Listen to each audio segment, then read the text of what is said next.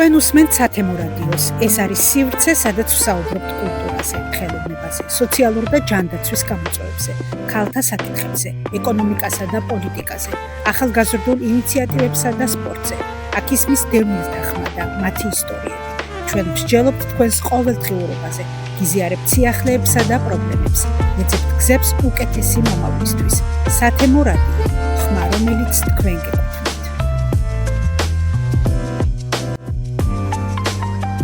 მოგესალმებით ძვირფასო რადიო მსმენელებო, მოგესალმებით მაყურებლებო, ვინც სოციალური ქსელით უკვე შემდეგ ნახავთ ჩვენს გადაცემას.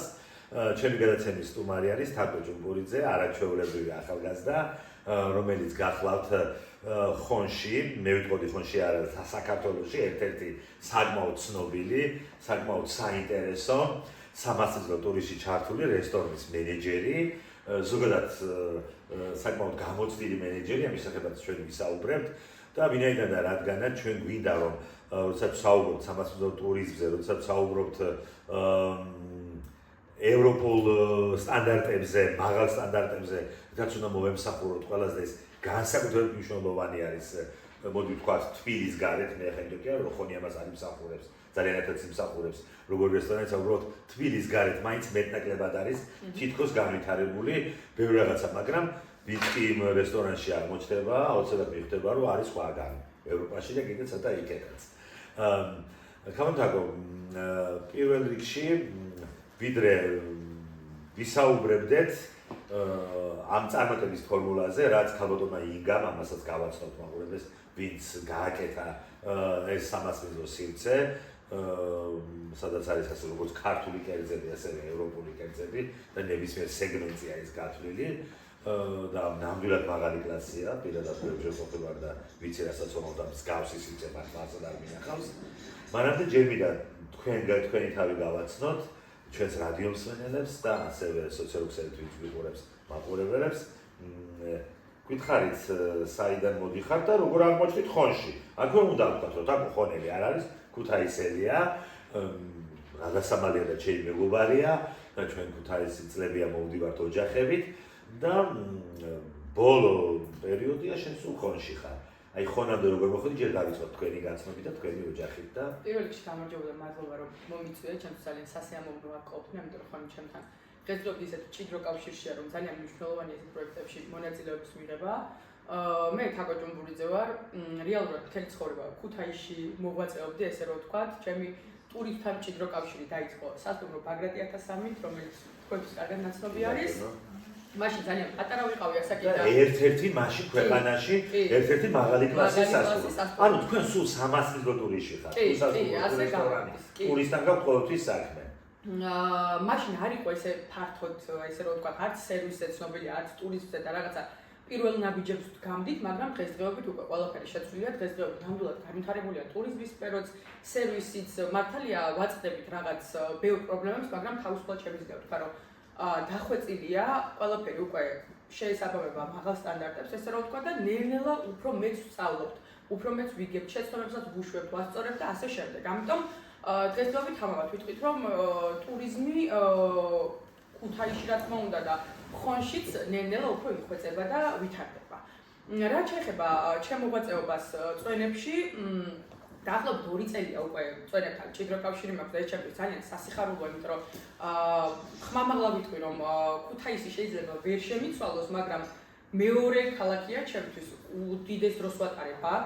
ჭიდრო შეხება მაქვს ხონელებთან და ძალიან კარგად ვიცნობ და გული მწდება, რომ ხალხი არ იცნობს ამ ქალაქს, ისე როგორც საჭიროა, არც მე არ ვიცნობდი ადრეს ანამ წვენებთან. უდიდესი წარსულის და ის. რა თქმა უნდა და არ მქონდა სამწუხაროდ არც მე ინფორმაცია და ძალიან ბევრ თუ ჩემ ნაცნობებს, მეგობრებს, ანუ წვენებმა რაღაცა ჩემთვის ყოველ შემთხვევაში ძალიან დიდი გარდასახვა მოახდინა. გამაცნო ხონი, გამაცნო ხონელები, თანამშრომლები ჩემი 80% თითქმის ხონიდან არის და ჩემთვის ძალიან მნიშვნელოვანია ის, რომ ესე კარგ ურთიერთობაში ვარ დღესდღეობით ამ ქალაქთან, იმიტომ რომ რაღაცა სხვა კუთხით დავინახე ყველაფერი და ჩემი ძალიან დიდი სურვილია, რომ ესეთი ობიექტები არა მარტო ხონში იყოს, არამედ საქართველოს ისეთ კუთხეებში იყოს, რომელიც არ არის ფართოდ ცნობილი, იმიტომ რომ ძალიან დიდი მნიშვნელობა აქვს ამ ყველაფერს, როგორ გაიცნობენ ქალაქს. მე მგონია, რომ წვენებმა საკმაოდ ბევრ ხალხს გააცნო ხონის სხვა კუთხით. ხმამაღლა ვიტყვი ამას და იმედი არ მიცხენენ, იმიტომ რომ ნამდვილად მეც როგორც ერთ-ერთი ქუთაისელი არ ვიცნობდი და დღესდღეობით მადლობა წვენებს, რომ ხონს ესე ვიცნობ უკვე ძალიან ახლო. თუმცა თქვენ ამ სარესტორნო ბიზნესში ძალიან დიდი გამოცდილება გაქვთ. რამდენიმე მე მგონი 4-5 რესტორანში იმუშავეთ მენეჯერად, აქაც მენეჯერი ხართ. მინდა რომ ქალბატონი ინგას შესახებ ისაუბროთ, იმიტომ რომ როცა ვსაუბრობთ წვენებზე, ეს არის საჩუქარი, რომელიც ქალბატონმა ინგამ ნამდვილად საჩუქარი გაუკეთა მის ქალაქს, იმიტომ რომ პირველი რესტორანი თავიდან სადღაც წყალში თევზები დადიან და შენზე ხარ რესტორანში, შენივი წყალი რაღაც კუნძულებზე და იქ მიირთმევს ადამიანი, ასე ვთქვათ, რაღაც უცნაურად ეზო რაღაც არაჩვეულებრივი დეკორატიული ბაღებით, ამდენი ხეებით, მაგრამ წყალკოტი და ბაღნარია, ნამდვილად ქცეული ეს ადგილი და ამას ახლა მარტო ისე ხოლოდ ბიზნესისთვის და თუმცა ბიზნესისთვის თქვა ნამდვილად არა, დიახაც ფული უნდა იშოვოს არა და საკეთებ ადამიანი, წავიდა ის დროს ჩემ ბავშვობაში იყო. ჩემ ბავშვობაში ჯერ კიდევ აღარა. ჩემ ბავშვობაში იყო ცოტა სირცხვილი, ფული შოვა. ხო და რა თქმა უნდა ბიზნესი იმიტომ რომ ფული იშოვოს ამ ყველაფერმა, იმ რესტორანზე ყოლა, მაგრამ აქ კიდე სხვა რამე დავინახე მე ამ ქალბატონში. იმდენ კარგ რაღაცას აკეთებს იქ. აი მართლა გაოცებული დავჭი. ფიზიკურად მუშაობს თვითონ. ფიზიკურად და ახლა საფუძვლებში ფიზიკურად მუშაობს. არ უყვარს როცა ბევრს ლაპარაკობ, ზოგადად ბევრს საუბრობთ, ამიტომ მოკლედ ვიტყვი, რომ სხვა ნებისმიერ ქალაქში, ცენტრალურ ქალაქებში, ასე რომ ვთქვათ, იმდენ პრობლემას ნამდვილად არ წააწყდება და ქალბატონი ინგა, რასაც შეიძლება დღესდღეობით ყოველდღიურობაში აწდება, მაგრამ ეს ყველაფერი უღირდა, იმიტომ რომ უყვარს მისი ქალაქი და უნდა და მაქსიმალურად მის ქალაქში გაიკეთებია უდიდესი სივრცე, სადაც თვითონაც ეს სიამოვნებოდა ჩამოსვლა მის სტუმრებსაც და რა თქმა უნდა ხონის ნებისმიერ სტუმარს. პლუს ამას ვიტყვი იმას, რომ ძალიან დიდი პროექტებია, წინ ეს არ იქნება მხოლოდ სარესტორნო ბიზნესი, უფრო და უფრო განვითარდება და რამოდენიმე თვეში ჩვენ პირადად დავინახავთ ამ ყველაფერს და სიამოვნებით მოგიწვევთ რა თქმა უნდა და გაგაცნობთ ჩვენი ახალი პროექტების შესახებ, იმიტომ რომ ვფიქრობთ, რომ უფრო და უფრო უნდა განვითარდეს, უფრო და უფრო მეტი უნდა გავაკეთოთ ქალაქისთვის და აქ ჩამოსული სტუმრებისთვის. ამიტომ ქალბატონი ინგას ძალიან დიდი სურვილია, რომ ეს ერთგვარ კომპლექსად გადაიქცეს, არ იყოს მხოლოდ რესტორანი და კვების სეგმენტი არ იყოს მხოლოდ ჩვენი. კი ბატონო, სასტუმროზია, უფრო დიდ რაღაცა განვითარებებზე არის და იმედია ყველაფერი გამოგვივა, ყველაფერს კარგად გავაკეთებთ იმისთვის, რომ ეს ქალაქი უკეთ და უკეთ წარმოვაჩინოთ სხვების თვალში.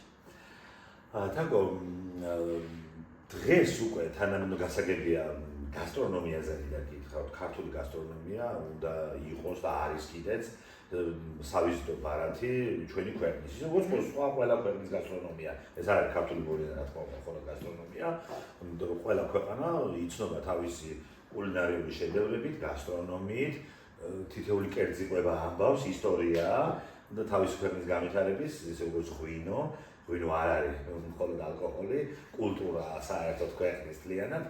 ამ კუთხით მე ვიცი რომ თქვენ ძალიან პროფესიონალებს დაუკავშირდით თავის დროზე, ეს შეფებით დაწყებული და მთარებული შედგენილი, არ არის მარტივად და უბრალოდ ხო რაღაცა ისე, იმიტომ რომ წავიდა ახლა ის დრო, როცა ისა რაღაცა თითქოს კარგი ბაზარში ნაყიდი რაღაცა აღარ არის ესე, გაზის და თემის სოფლიო ხა თუ რაღაცა ამ ვარდის ფოთოლი არ აგდია თევზზე და რაღაცა ყურშიც არ აქვს ვარდი კარჭოთილი, ხო რაღაცა ისე უკვე აღაჭამს ადამიანი ასე და მე ახლა თაობა ვარ მანქანის ეგრეთ წოდებული კაპოტებს უშლიდით უბრალს და ეს არაგიან ზანგებნათაც მავსოს ეს ყველაფერი, მაგრამ ეხლა აღარ არის ეს ძალიან გაზის და ადამიანების ქართველების მათ შორის თუ აქ არ იქნა შესაბამისი გარემო, თუ აქ არ იქნა შესაბამისად შექმნილი ინფრასტრუქტურაც და კომფორტი, ხო? ისე არ გახარჯავს ფულს და ურჩევნია სხვაგან დადგეს, შეიძლება უფრო გემრიელს აკეთებდეს ვიღაცა. მაგრამ ურჩევნია სადაც თვალი ლამაზად უყურებს ამ ყველაფერს და ამ კუთხით როგორ ამ ბიზნესში საქმე და როგორ უნდა იყოს. გეთახმებთ იმაში, რომ დღესდღეობით გასტრონომია უფრო ქართულია რაღაცა თვალის მომჭრელ და ლამაზ რაღაცებზე ვიდრე ესე რომ ვთქვათ გემოებზე, იმიტომ რომ რაღაცნაირად აი გადაბრანჭული კერძები უფრო უყვართ ესე რომ ვთქვათ. ჩვენთანაც მაქსიმალურად ვცდილობთ რომ ძველი გემოების ახალი ინტერპრეტაციები წარმოვადგინოთ და სხვა სერვირებით და არა ესე. სხვა სერვირებით რაღაცა სხვანაირად უფრო ლამაზად გაფორმებული, თუნდაც დღეს ძალიან ესე რომ ვთქვათ, მოდაში შემოვიდა ეს მიკრომწვანილები, განსაკუთრებული რაღაცა ყვავილები, როგორც ახსენეთ და ასე შემდეგ, რომელიც კაც უფრო ლამაზ, გემოს ვერ შეუქმნის, უბრალოდ რაღაცა სილამაზის მხრივ უფრო ესთეტიურ საჩეს, ესე რომ ვთქვათ და ჩვენთვის ეს ძალიან მნიშვნელოვანია. პირველ რიგში მაინც გემოებისკენ ვართ ყოველთვის, იმიტომ რომ გემო მთავარია, რაც ადამიანს ამახსოვრდება. მით უმეტეს ტურისტს პირველ რიგში აინტერესებს გემო. როცა ჩამოდის, აინტერესებს ადგილობრივი კერძის დაგემოვნება და გემო და შემდეგ აინტერესებს სილამაზე. თუმცა ადგილობრივების ეს სხვანაირად არის გემოები, ყველამ კარგად ვიცით ჩვენი კერძების და ვიცით რომ ყველაფერი უგემრიელესი გვაქვს, უბრალოდ ის რაღაცა გალამაზებული და თანამედროვე წარმოჩენილი კერძები მოწონებას იმსახურებს. ჩვენც მაქსიმალურად ვცდილობთ ფეხი ავუწყოთ ამ ტენდენციას, რა თქმა უნდა, და ნებისმიერი კერძი გემოსთან ერთად იყოს რაღაცა დახვეწილი დიზაინის და გამორჩეული, რომელზეც ჩვენი შეფები ზრუნავენ, როგორც ვთქვით, ანუ მოწვეული შეფებიც, ადგილობრივი შეფებიც იდეალურად ართმევენ თავს ამ ყველაფერს. ძალიან ხშირად გამიგონია ესეთი რაღაცაც, ძალიან მნიშვნელოვანია საკუთარი ქვეყნის კერძების პოპულარიზაცია, მაგრამ ძალიან მნიშვნელოვანია გათვლა გაკეთდეს უცხოელ ტურისტზე, ხო? როცა ტურისტზე საუბრობთ, ის თავის თავში კი რა თქმა უნდა საკუთარ ქვეყანაშიც მიგრირებული ადამიანი, ბათუმელი იქნება, ქუთაისელი თუ თბილისელი მოცხოში ჩამოვა, ისიც ტურისტია, მაგრამ ეს ადგილობრივი ტურიზმია მაინც და განსაკუთრებული სიფაგიზით ალბათ უნდა მოვეკიდოთ, როცა უცხოელი შემოდის, ხო, საერთოდ, იმიტომ რომ პრაქტიკულად ელჩი ხარ იმ წუთში შენი ქვეყნის. თუ რაღაც შენი ქვეყნის მოქალაქესთან კიდე არ აუშავს, ხოლო რაიმე მოეწონება თუ არ მოეწონება. და განსაკუთრებულად ალბათ ყველა ასია, ხო, აწონებდეთ თავს. მე მაინტერესებს რამდენად მოწონთ. ჩვენ ატიკის ტურისტები ვხართ, ეგეც გითხარით რა ეროვნების, ძირითადად, იმიტომ რომ ალბათ მიმულია კანიონთანაც, მიმულია ხონის რამდენიმე ბუნებრივი ძეგლთან ეს ჭანჭკელი, წყალვარდნილი, დადიანების სასახლე, რაღაცა ბევრი კარგი ტურისტული ობიექტია ხონში ნამდვილად ამ კუთხით.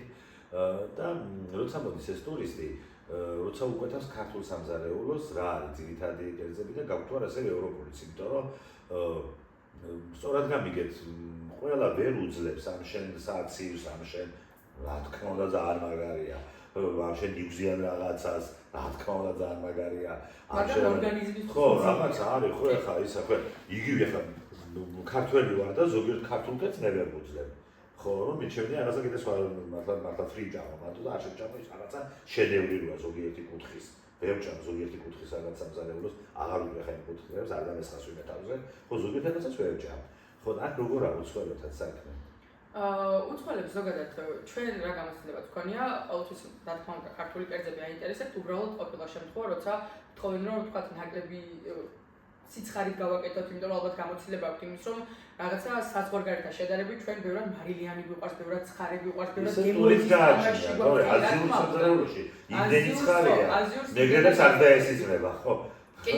ძირითადად ჩვენ რასაც ვთავაზობთ და ესე მოწონებას იმსახურებს, ახლა ხაჯაპური ისეთი არის, რომ ყველგან დააგემოვნებ და რაღაცა ცუდი არ გონია სადმე იყოს, მაგრამ ნუ იმერეთში ახლა ხაჯაპურ შეჭამ ისეთი სამწუხაროდ სხვა რეგიონებში არ არის, როგორც აი თქვათ აჭარული ხაჭაპური უნდა ჭამო აჭარაში და ასე შემდეგ. მაგრამ ჩვენთან მაინც ფავორიტად ეს ტურისტები ირჩევენ და ჩვენს რასაც თავაზობთ, პირველი შქმერულია და ნუ უზომოდ მოწონთ და გამოცდილება გვაქვს იმის, რომ აი გემოებზე გიждდებიან, ძალიან მოწონთ აი კენკრისებრ соусებში რაც გვაქვს მაგალითად ან ტყემალი და ასე შემდეგ, თუნდაც соусები, იმიტომ რომ თვითონ არ აქვს გავსი რაღაც და ძალიან დიდ მოწონებას იმსახურებს და როგორც თვითონ ეძახიან ბარბეკიუ, ეგრეთ წოდებული მწვადის ნაირსახეობა, რომელიც ჩვენთან მაყალზე იწვება და რაღაცა ის სუნი, ის გემო, ის შეფერილობა მათთვის რაღაცა უფრო ისეთი არის, საინტერესოა და გემრიელად ეჩვენება, შეიძლება თვითონაც ანალოგიურს აკეთებენ, მაგრამ ჩვენთან ეს თუნდაც ხორცის წინასწარ ჩაბასტურება ასე შემდეგ, რაღაც უფრო განსაკუთრებულ გემოებს. აქედან გამომდინარე, ბევრი კერძია ისეთი, რომელიც მოწონთ, ნუ ღვინოებში აღარ მაქვს საუბარი, რომ გიждდებიან და ძალიან დიდ მოწონებას იმსახურებს და ჩვენ სამბოლოო დროს ვცდილობთ, რომ რაღაცა მცირე მეწარმეების ღვინოებიც გქონდეს, იმიტომ რომ უფრო საინტერესოა, საოჯახო მარკეტი, იგივე ხონში, იმერეთში, ავიცი, უფრო საინტერესოა, მინდა რომ ესეთი პროდუქტი შევთავაზო, რასაც ნებისმიერ მარკეტშია, თუნდაც რაღაც ალკოჰოლის მაღაზიაში ვერ შეიძენენ, იმიტომ რომ უფრო მეტად რაღაცნაირად ალბათ დავაინტერესებთ ამით, რომ აღვხსნით როგორ რა ხდება, ვინ არის მწარმოებელი და ასე შემდეგ. აქედან გამომდინარე, საოჯახო რაღაცა ბიზნესებსაც ვცდილობთ, რომ ხელი შევუწყოთ და მოწონებას ნამდვილად იმსახურებს. ეს კერძებიც, რაც შეეხება ევროპულ სამზარეულოს, მხოლოდ იმიტომ დავამატეთ, რომ ქართველების მოთხოვნა უფრო არის ევროპულ სამზარეულოს, თუნდაც ის პიცა, თუნდაც ის კერძები, რომლებიც ევროპული სამზარეულოს რაღაცა ფავორიტებია ქართველებისთვის, ესე რომ ვთქვათ. თუმცა ვცდილობთ, რომ მაინც ქართულზე გქონდეს აქცენტი გადატანილი და ბევრი ევროპული ელემენტები არ შევძლიოთ ჩვენ მინიმუმს, იმიტომ რომ ვფიქრობთ, რომ ქართული იმ დონეზე ბევრი კერძი არის, რაც ჯერჯერობით უცნობია და არ იცის თვითონ მეც თუნდაც საქართველოს წარმომადგენელმა კარგად არ ვიცი, მირჩევნია ჯერ ეს კერძები გავაცნო, კარგად შევთავაზო და ესე რომ ვთქვათ, დავაკმაყოფილო ამ ხრივ ჩვენი სეგმენტი და შემდეგ გადავიდე უკვე ევროპულ კერძებს. აქედან გამომდინარე, ევროპული კერძებით ცოტა თავს ვიკავებთ ევროპული კერძების მენიუში ჩასმას. კი ბატონო, თქვენ ღვინო ახსენეთ, ჯერ ბედნიერია ყველა ეს ქვეყანა, ვინც ღვინის ქვეყანაა, მათ შორის ვართ ჩვენ საქართველო და მეცაც გეტყვით. ერთ-ერთი ყველაზე და ერთ-ერთი კი არა, უკვე საერთოდ ვიკვებოდით ღვინის ერთ-ერთ ძველ ქვეყანად. და მეოთხე ადგილზე ვიყავით მსოფლიოში.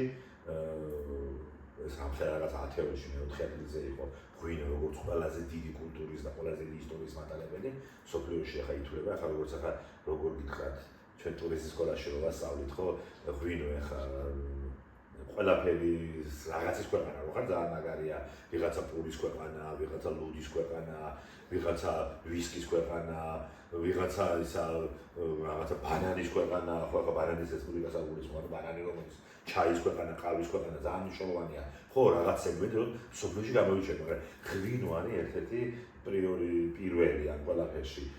აი, ისე რო აუხსნათ თან მაყურებელს, აი მაგალითად, კბილის ექიმი, რა თქმა უნდა, ექიმია და მასაჟისტიც მასაჟისტია, პედიატრი ექიმია და რას ქვია ექიმია რა, მაგრამ ნეიროქირურგი, ხო, სხვა რაღაცა არის მედიცინაში. ხო, ახლა ამას გულისხმობ. აი ესეა ამ მომსახურების სფეროში ღვინო, ყველაზე დიდი პილოტაჟია. ამის თქმა ამ კუთხით იყო ნომერი პირველი მსოფლიოში, ამის გააზრება ჯერ მეგონი ერთს არ აქვს გაკეთებული. კი. მეოთხე ადგილზე ვიყავით და ვიკვდებოდით ღვინის უდიდესი კულტურის ქვეყანად ისტორიით. და სხვა შორის ამ მოთხეულში წინ ირანი, დღეს ირანში ღვინოს ასვამს არ არის. და ირანი ჩვენზე წინ იყო როგორც ღვინის უძველესი ქვეყანა. ხო და ეს არა ქვია, მაგრამ შულაველის მასში აღმოჩენილმა წიწებმა ქვევრში დავარგებულმა, რომელიც დაეგზავნა მსოფლიოს 7 ლაბორატორიას დამოუკიდებლად, ის ნიმუშების სხვა ქვეყნებიდან არ იცოდნენ რომელი ნიმუშები, 7-ვე ლაბორატორიის კანადაში, ისრაელში, გერმანიაში, ამერიკაში ერთად კეთებოდა, 7-ვე და დასკვნა რომ ეს არის ყველაზე ძველი ღვინის ქვეყანა, არ ვიცით ვისია, 7-ვე ლაბორატორია თან დაერთვა, 7-ვე ერთი აყოფილა განსხვავება. 7-ვე დაადგინა რომ წელთა რიცხვამდე 6 წლის უკან, ანუ 2000 აქეთ 8000 წლისაა ჩვენი ღვინო. არ ვიცი ახლა ეს იმხელა რაღაცაა ეს. რომ პატარა ქვეყნისთვის რთულია მსოფლიოში გააგონო ხმა, ჩვენი ჯვარი უფრო მძიმეა. დიდი ქვეყნის შვილობა კიდე ბევრი შესაძლებლობას იძლევა, მაგრამ ამ ხმას ვერ დამალავ, რომ 8000 წლის ღვინო გვაქვს რაღაცა და ღვინის კულტურის ქვეყანა და აი თუ არის განსაკუთრებული ინტერესი, უცხოელმა თუ იცის ეს ყველაფერი, რაც მე ახლა მოვყევი, თქვენ ვიცით, რომ ზაგარად იცით და ქართველებმა ვიცით, აი თუ იცის, რომ ის უძველესი ღვინის ქვეყნის კულტურაში ირჩევს იმ რაღაც საოჯახო მარნისა თუ ისე რა ქვია ქართულ ღვინოებს, ასევე ქართული წარმოშობილები გვაქვს, მიკროზონები გვაქვს უამრავი, ხოც არ აქვს მიკროზონა, სამწუხაროდ და ლეჩხუმის, რაჭის, ციცქაცოლი კაურის და ბაღდათის რაღაც მიკროზონები, სასწავლო ღვინოები გვაქვს, ნამდვილ კახეთზე აღარ ალაპარაკი, ხო?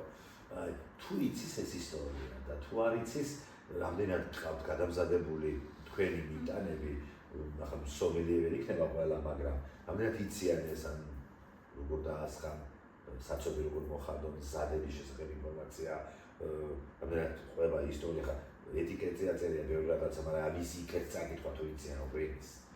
ეს არ მნიშვნელოვანია. ტურისტებს ჯერ პატარა ისტორიას გავიხსენებ, ეხლა რამოდენიმე ხნის წინ ძალიან დიდი კორპორატული შეკვეთა ჰქონდა, რომელიც დაახლოებით 90% არ იყო ქართველი და იყვნენ ესე რომ ვთქვათ, საზღვარგარეთში მაცხოვრებლები, იყვნენ უცხოელები და როდესაც აი ესე დახვედრისას სასმელი გთხოვეს, რომ თუ შეიძლება ეს ძოში რაღაც მოვაწყოთ ლამაზ კუთხესაც სასმელ შემოგთავაზებთ, პირველი რატომღაც აზრი გაგვიწა, რომ შევხმიანებოდით ძალიან ისეთ ღვინის კომპანიებს, რომლებიც საკმაოდ ცნობილები იყვნენ, მაგრამ მე ამის ძალიან წინააღმდეგი ვიყავი, მოვიძიე ჩემს მეგობართან ერთად ძალიან კარგი საოჯახო ღვინოები, სადაც მართლა 200 და 300 ბოთლი აქვს მაქსიმუმ, ესე რომ ვთქვათ, გასაყიდი რაოდენობა და ამან ისეთი შედეგი დადო და ინდონეზია აქტოვანება გამოიწვია ამ ხალხში, რომ ვერც ერთი ნაყიდი და ესე რომ ვთქვათ, ქარხნული არ მინდა რომ ცუდად გამომივიდეს, მაგრამ უბრალოდ ქარხნული. არა, ჩვეულებრივია. მე ვიждები ქარხნულ ღვინოზე, მაგალითად არაფერს საფუძვლიში არ აქვს ქართულ ღვინოს.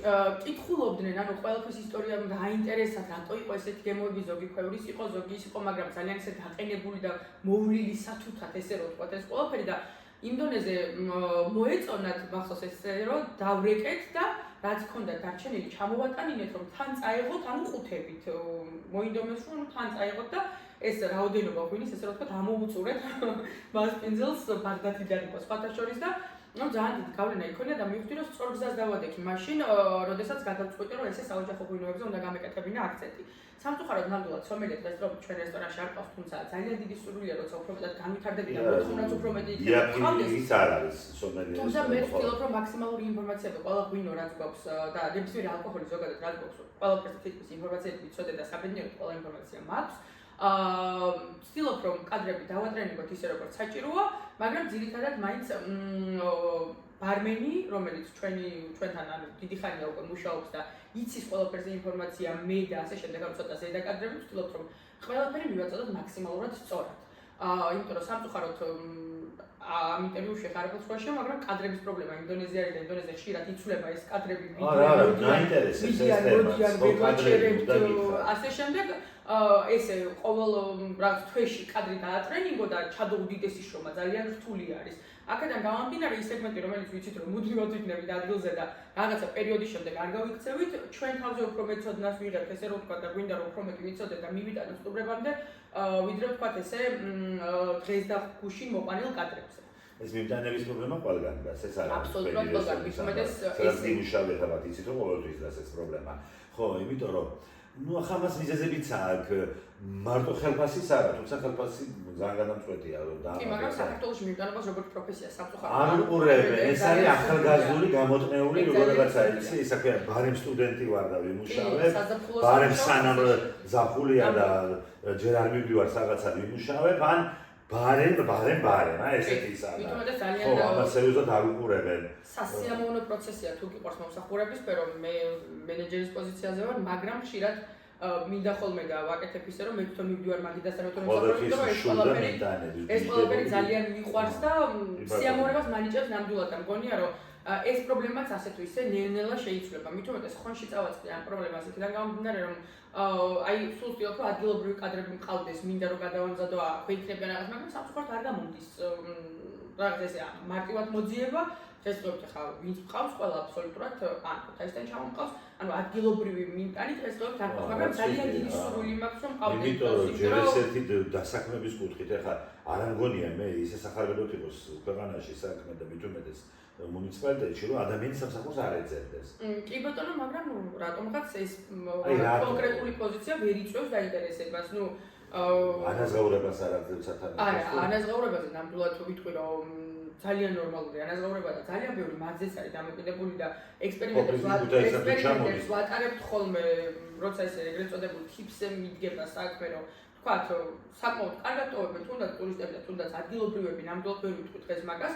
უბრალოდ რაღაცნაირად რომ გეუბნებთ არასერიოზულად უყურებენ, ვინც წერს თავიდანვე მეუბნება რომ ან ორი თვითუნდა მუშაობის დაწყება, ან რაღაცა აი მოვალ და ვნახოთ რა გამოვა ესეთი კადრი სამწუხაროდ ობიექტს არ აწყობს, ჩადოს შრომა, გაზარდოს ესე რომ ვთქვათ რაღაცა და მე მოხდეს ისე რომ არ რესტორანში გაატაროს ტრენინგი და მე ჩამოვიდა წავიდა ოფისში. სამწუხაროდ ამ პრობლემებს ვაწყდებით, მაგრამ ასე თუ ისე გადავახვალე, იმიტომ რომ ახლოს არის საბედნიეროდ ქუთაისი, წყალტუბო, სადაც უკვე ასე განვითარებულია ესე რომ ვთქვათ შედარებით მომსახურების სფერო და კადრებიც ასე თუ ისე იქიდან მოყავს.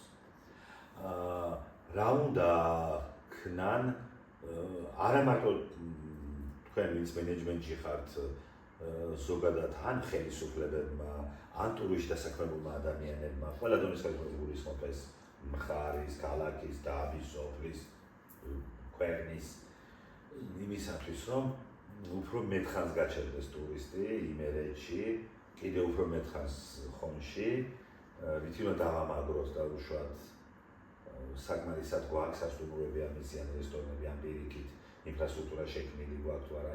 თქვენი აზრი მაინტერესებს, რა უნდა გავაკეთოთ, ან ჩვენ საზოგადოებამ, ან თქვენ, ან ხელისუფლებამ იმისათვის, რომ მეტი და მეტი ტურისტი შემოვიდეს ჩვენს თემში. პირველ რიგში კონკრეტულად იმერეძე ვისაუბრებ და ქუთაისი ამ შემთხვევაში ძალიან გული წდება ყოველთვის როცა ამბობენ რომ ქუთაისი ერთდღიანი ტურია. ეს ჩემთვის გულდასაწყვეტი თემაა, იმიტომ რომ ქუთაისში დაბადებული გაზრდილი ვარ და მით უმეტეს ისტორიულ უბანში შაუმიანზე ესე რომ ვთქვათ, თითოეულ კარს თავისი ისტორია აქვს. თითოეულ სახლს თავისი უდიდესი ისტორია აქვს და როცა საზღვარგარეთ თუნდაც ერთი რაღაც ქვაც რომ იპოვონ ძველი შემოღობავენ და ამაზე ხსავენ უამრავ რაღაც ანუ არა პრომოუშენი აკეთებენ მიდიხარ. ძალიან ბევრი ისეთი ადგილია საერთოდ რაც არ არის ტურისტამდე მისული და დაწუნებული ვარ ძალიან დაინტერესებით. ხოლო ბაგრატი მოწამეთი და გელათი, სათაფლია და პრომეთი არ არის რაღაცა იმერეთის ესე რომ ვთქვათ დამახასიათებელი რაღაცა ღირსშესანიშნავი ადგილები. ძალიან ბევრი რაღაც არის, რასაც ჭირდება სერიოზული მუშაობა. თუნდაც აი სასტუმროების შეეხეთ, როცა სტუმრები ყავს და გვეკითხებიან რომ აი დალევა გვინდა, მოხენა გვინდა და რომელ სასტუმროს გვირჩევთ? ხონში არ გვაქვს სასტუმრო. ანუ რეალურად არ არის სასტუმრო, სადაც შეუძლიათ სტუმარს წავიდეს და დაისვენოს. ურჩევთ მაინც ან წყალტუბოს, ან ქუთაისს, რომელიც მაგალი კლასის სასტუმროა. რაღაც გესტჰაუსები და ისინი და სოფლებში უფრო. კი, ვეძებდი ამას და ესე ვერ წავაწყდი. სამწუხაროდ ინტერნეტში, ანუ ვერ ვიპოვე ინტერნეტში, შეიძლება სადღაც არის, მაგრამ ესეც არ არის ესე რომ ვთქვათ გაპიარებული ან არ ვიცით რატომღაც. აქედან გამომდინარე, ზუსტად მაგითო დაგვებადა აზრი, რომ ჩვენ კომპლექსს დავუმატოთ სასტუმრო, რომ ჩვენივე პრობლემა მოვიგვაროთ პირველ რიგში ის, რომ თქვათ ჩვენთან ჩამოსულ სტუმარს მაქსიმალური კომფორტი შევთავაზოთ და მეორე ხონში როცა ვიღაცას დარჩენა მომდება, ან თუნდაც იმ კანიონიდან გამოივლის, ან თუნდაც კორპორაციულ კი ბატონო, იყოს ადგილი, სადაც უპრობლემო დარჩენია და ის ყველა ბანკეთს, ყველა სკოლა. ხო, და გულისხმობს იმასთან დარჩენას. მიდიან 2 დღით, 3 დღით. ხო, ახლა რატომ მიდიან? იმიტომ რომ იქ არის სასტუმროც, რესტორანიც ერთად. ალბათ ამ ხრი ძალიან მნიშვნელოვანი იქნება, რომ თუმცა იგივეს დავიმეორებ, რომ მე რომ წვენებში არ ჩამოსულიყავ სამუშაოდ, მე ხონის ისტორია დღეს არ იცოდინებოდი. რაც არ უნდა ჩემი შეცდომაც იყოს და ვაღიარებ, ჩემი შეცდომა შეიძლება არის, მაგრამ გონია რომ ნებისმიერი მარტო ხონი და ქუთაისი და წყალტუბო არა, ნებისმიერი საქართველოს რეგიონი, ქალაქი თუ სოფელი იმსახურებს და მართლა იმხელა ისტორიის მატარებელია, რომ აი ყველაფერზე ძალიან ბევრი უნდა ვწეროთ და უნდა მივიტანოთ ნებისმიერ ადამიანს, თუნდაც ახალგაზრდებზე უფრო მეტად, ეხლა რომ ყველა მიცოდეს რაღაცა ისტორიები და დღესდღეობით ალბათ რა ვიცი, მადლობა პირველ რიგში წვენებას და მეორე რიგში ხოს, რომ ეს ყველაფერი გავიგე და რაღაც ამ ყველაფრის მონაწილე ვარ, იმიტომ რომ სამწუხაროდ ესე შეხება არ გვაქვს ხოლმე კონკრეტულ რაღაც ადგილებთან და სიამოვნებით მეცოდინებოდა ყველა რეგიონის, ყველა ადგილის ისტორია, რომ რაღაცნაირად მე სხვასაც გადავცე, აუცილებელია ჩემი აზრით.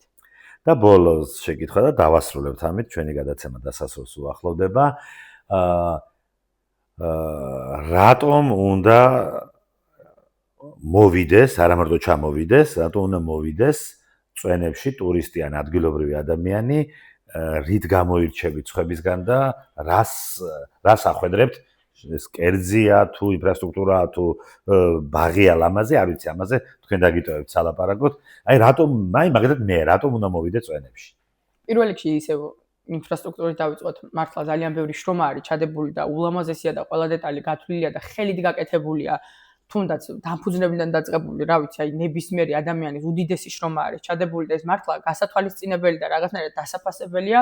მეორე რიგში ალბათ ჩვენი სამზარეულოს გამო, რომელიც თამამად ვიტყვი, რომ ძალიან გემრიელი და განსხვავებულია, მართალია შეიძლება და დღესდღეობისას დავამიდის აუცილებლად ვახსენებ ფასებთან დაკავშირებით თუნდაც, მაგრამ ნებისმიერი პროდუქტი რაც გვაქვს არის ნატურალური, არის ისევ ჩვენი ხონის, ესე რომ ვთქვა, ჩემად მოვიხსენიებ უკვე, ჩვენი ხონის და ნამდვილად ვიცი, რომ ეს პროდუქტები არ არის რაღაცა ესე არჩევითი, უბრალოდ არის ნატურალური და თუნდაც სოფლის და თუნდაც კარგი და რაც მთავარია, ნებისმიერი ჩემი ჯგუფის წევრი, მიმტანიდან დაწყებული, უბრალოდ დიასახლისით დამთავრებული, ყოველთვის მზად არიან შეხვდნენ სტუმრებს ისე, როგორც საჭიროა და როგორც ქართულ სტუმარმასპინძლობა შეეფერება. რა თქმა უნდა, ჩემი თამატობით. აქედან გამომდინარე, მგონია, რომ ეს სამი კრიტერიუმი საკმაოდ საკმარისია იმისთვის, რომ გვესტუმროთ და კიდევ ერთი რამ, ხალხი საკმაოდ კრიტიკულია, სულ რაღაცა ელემენტარულ შეცდომად შეიძლება არ გაპატიონ, ამასაც ხმამაღლა ვიტყვი, რომ ნებისმიერი კრიტიკის, ნებისმიერი შეცდომის მიღებისთვის მზათავართ და აუცილებლად ნებისმიერ რამეს გავითვალისწინებთ, იმიტომ რომ შეცდომას მაშინ უშვებთ, როცა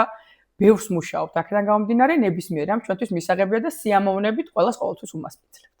ძალიან დიდი მადლობა თაკო, მე მინდა ჩვენს მსმენელებს და მაყურებელს შევახსენო, ჩვენი გადაცემის სტუმარი გახდა თაკო ჭუმბურიძე, მენეჯერი, რომელიც მიხაილისა მისი ახალგაზრდა ასაკისა, საკმაოდ დიდი გამოცდილებით, რა ვიცი, 10-ამდე სასტუმროსა და რესტორანს მოიცავს მისი გამოცდილება, თავის დროზე ქუთაისის ბევრი კარგი რესტორანის გამართვაში, როგორც მენეჯერი იდგა სათავეში და ხონში ნამდვილად სასიამოვნო ასეთ კარგი მაშინ რომ შენ დაუკავშირე ეს ყველაფერი და მაგალითი იმისა რომ ხონელები ან სადმე თუ გინდათ სამდრედიელები ან თუნდაც მარტოელები კი არ უნდა გავბოდეთ ჩვენი მუნიციპალიტეტიდან აი არის მე მაგალითად ჩამოსხონ ქუთაისიდან დავდივარ ხონში სამუშაოდ შენ ქუთაისიდან ხონში ჩამოსვარ პირიქით უნდა ხონში არათუ დავბრუნდეთ ვინც ხონელები არა ვართ ისინიც კი დავბრუნდეთ ხონში ისეთი მაგარი ქალაქია ძალიან დიდი მადლობა მადლობა თქვენ